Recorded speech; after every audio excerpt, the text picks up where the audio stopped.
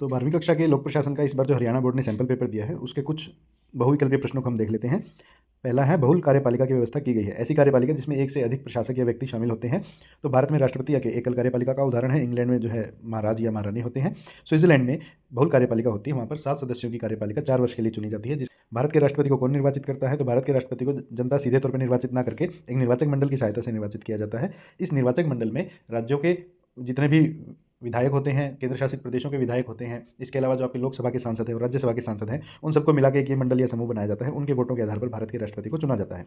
वित्त आयोग की नियुक्ति कौन करता है? तो किसी भी तरह का आयोग भारत में अगर स्थापित किया जा रहा है तो उसको नियुक्त करने की शक्ति राष्ट्रपति के पास ही होती है। वित्त आयोग की जगह कोई और आयोग होगा तब भी आप राष्ट्रपति को ही चुनेंगे। भारतीय सर्वोच्च न्यायालय की स्थापना कब हुई थी? तो 26 जनवरी 1950 को, जिस दिन हमारा संविधान लागू हुआ, उसी के एक वाक्य के आधार पर, जिसमें लिखा था कि भारत में एक सर्वोच्च न्यायालय होगा, उस आधार पर इसकी स्थापना हो गई थी। 2 दिन बाद इसके भवन का उद्घाटन किया गया था, यानी कि 28 जनवरी 1950 को।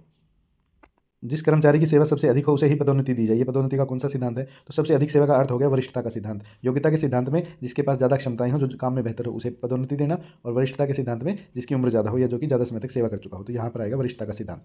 नियंत्रक एवं महालेखा परीक्षक जनता के धन का रक्षक है। ये कथन किसका है? तो यहाँ आप याद रखने के लिए कह सकते हैं कि धन और चंदा जो है शब्द एक जैसे होते हैं, तो अशोक चंदा का दिया हुआ ये वाक्य है।